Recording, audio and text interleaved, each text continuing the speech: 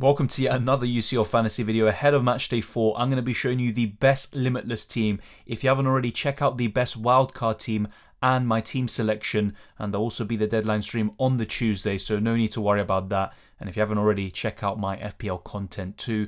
But let's get straight into this video and show you the best Limitless team.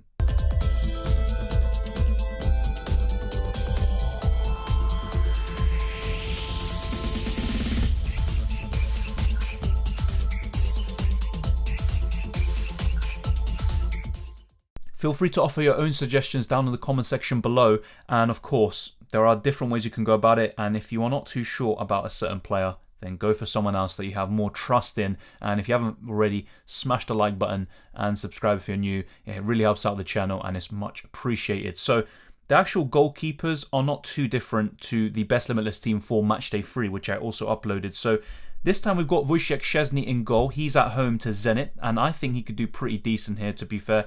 And Juventus actually have been keeping a lot of clean sheets, especially in the Champions League. In Serie A, their form is kind of mixed. They went on a little run, but then lost yet again at the weekend. But still, I have faith in Szczesny, and he could do really well in Matchday 4. Then yeah, Matchday 5 is a bit more difficult, but this is a Limitless team, remember. It's only for one match day. It's like a free hit, but with no budget restrictions. So I've gone for Szczesny in there, and Edison's the second goalkeeper. Once again, City have had a very bad week, but I think they're going to put that to bed and start getting a bit of form again. And obviously, you know, 2 losses in a row for Pep and for Manchester City is very rare, and I expect them to dispatch of Club Brugge, and Edison is a really good choice, should be nailed, and City should get the clean sheet. So you should have one clean sheet in there from your 2 goalkeepers, but of course there's never a guarantee, no matter how good the defences in question are. If you're not too sure about Szczesny, for example, then go for Mendy. And once again, when you are picking your goalkeepers, no matter if it's your Limitless team, your wild card, or your normal team, make sure that they play on different days. Otherwise, there's no point having 2 expensive goalkeepers, and you might as well just have a bench fodder option if you have 2 players or 2 goalkeepers playing on the same day, because then you can't make the substitution. So now let's look at the rest of the team. So in the defense, we've got Joshua Kimmich. Yes, Sula and Upamecano are pretty much matching him in terms of points, but Kimmich has that attacking potential, and on a Limitless, you want to go for the big points. And if Kimmich does get some attacking returns, which he's been doing a lot in the Bundesliga and in recent seasons in the Champions League, then he's going to get you some big points, and I would definitely have some faith in him. And he started to show a bit more of the old Joshua Kimmich from a UCL Fantasy perspective in Matchday 3 with 10 ball recovery points. So I definitely recommend him. I think he could do really well against Benfica once again. Of course, they did face them in Matchday 3. So yeah, I think Kimmich will do really well. Then we've got double Chelsea defence. We've got Antonio Rudiger and we've got Christensen. So I would definitely recommend going for the Chelsea centre-backs, and I talked about this in my best wildcard team video. The reason for this is because of ball recovery points. The left wing backs in Alonso and Chilwell and Reece James on the right hand side, they don't get too many ball recoveries, so you really need them to get some attacking returns, which, to be fair, they've been doing that in abundance this season, but still, it's very unlikely that they're going to be scoring and assisting in every single game. But when you have Christensen, Rudiger, Azpilicueta even, if they start and they get the clean sheet and some ball recoveries, you can easily get 7 to 9 points without an attacking return. If you add an attacking return to the mix, then you get what Christensen did in Matchday 3, and you can get over double digits easily. So I definitely recommend those centre-backs. And once again, if you don't go for Mendy in goal, I'd definitely go for 2 Chelsea defenders on a Limitless. But if not, go for Mendy and then go for 1 centre-back of your own choosing. Then we've got De Ligt. Maybe it's a bit risky to double up on Juventus defence, but they've been doing so well in the Champions League so far. Are they going to make it 4 clean sheets in a row? Who knows, to be honest, but they've got one of the best fixtures on paper heading into Matchday 4. And De Ligt is a really good option. If not, you can go for Bonucci, who is actually the highest scoring Juventus defender at the moment. Also Alexandro, who's got that attacking potential. He showed it in Matchday 1. So go for any one of those 3. But De Ligt will probably be my preference. But if not, you can go for Bonucci and save yourself a headache there. And then we've got Joao Cancelo. If he starts, he can do what he did in Matchday 3 and get 13 points. And if City kept the clean sheet, he could have got 17 points against Club Brugge. And maybe he can save in that for Matchday 4. Who knows? But being a bit too optimistic there. City have been a bit vulnerable recently defensively, and they haven't been keeping too many clean sheets, unfortunately. But I think they will keep one here in matchday 4. And if Cancelo starts, he can get ball recovery points. He's got one of the most, if not the most, amongst the City ranks, and he's got by far the most attacking potential. So he's a really good option, assuming he does start, and hopefully that continues. And then we're looking at the midfield now, and it's looking really strong. And of course, you want it to be strong on a Limitless team. And we've got Phil Foden in there. Still think that he's one of the best options. You could go for Kevin De Bruyne, Riyad Mahrez, or another City midfielder. But Foden playing in that false 9, in my opinion, he's been the best City player in recent weeks. And even against Crystal Palace, really good performance. Very unlucky not to, get that assist for that disallowed goal for Gabriel Jesus. Very unlucky, but still, Phil Foden can do extremely well against Club Brugge. And it was his defence-splitting pass that enabled Cancelo to score in matchday 3. So Foden is the real deal at the moment, and he's only getting better and better. And I think he could be in for a big haul this week. And then we've got Leroy Sané. Doesn't matter what chip you're playing, just have him in your team. He's such a good player at the moment, arguably the best midfielder in the game at the moment. He's got the most points of any player, but I don't expect that to continue necessarily, but still. Bayern Munich are arguably the best attack in the world, and Sané right now is the most informed Bayern Munich player, even over Lewandowski. You could even captain him over the Polish striker, and I don't think you'd be kicking yourself too much about it, but maybe I've just jinxed it there. And then we've got Mohamed Salah. Speaking of form, speaking of consistency and explosiveness, Salah's got all of them in abundance.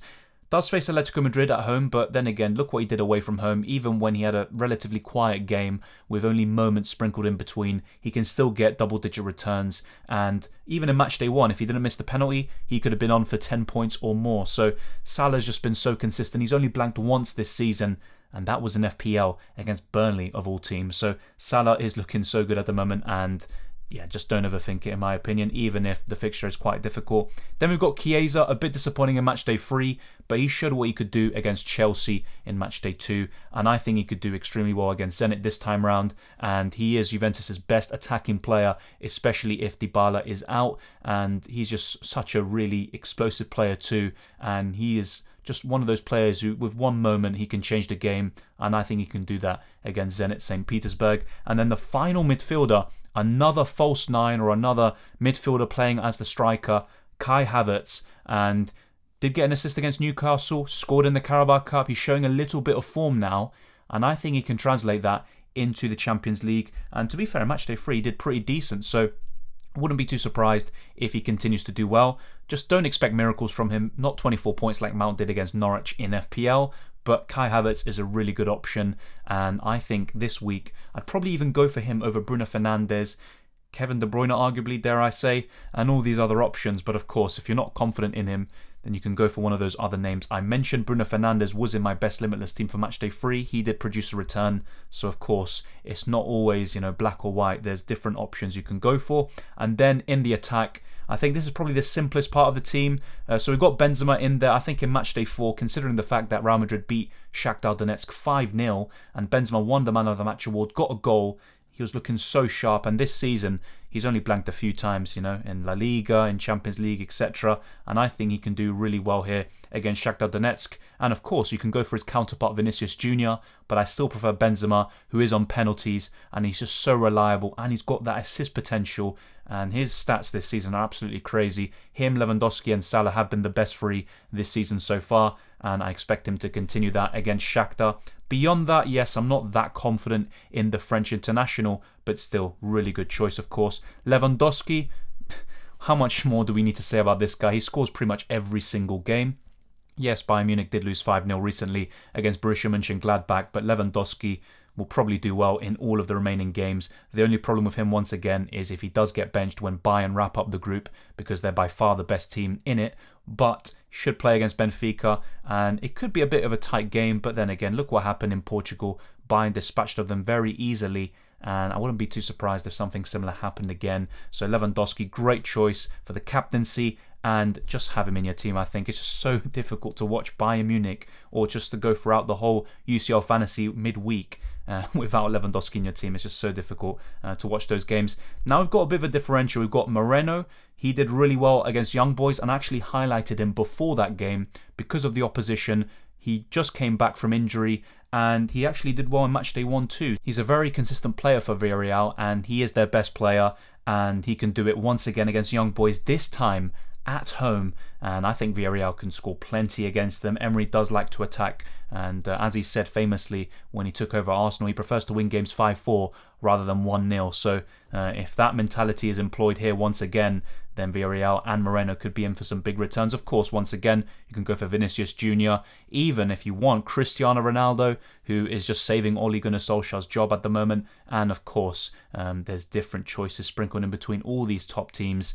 You don't have to go for Moreno if you're not really backing it, but still, with Haaland out, with Mbappe, Messi, facing Leipzig and PSG being a bit disjointed, you could just go for someone slightly cheaper, but they can still do the job, and they're just an insane differential. Yeah, Moreno is only 0% ownership. I mean, less than 1% is just absolutely incredible, so just consider him. And if you don't fancy him, go for another, maybe more reliable, a premium option that you think can do really well and that has a good fixture. But thank you very much for watching this video. If you enjoyed it, smash the like button and subscribe if you're new. Once again, let me know what you would change with this team. I'm assuming Moreno would be one of the kind of first names to be taken out for you lot, but I think he could be pretty decent. But of course, I do encourage the open-ended debate. Could be very productive. And good luck with Matchday 4. Good luck with your Limitless, your wildcard, and your normal teams, and the rest of the season, of course. And I'll see you next time.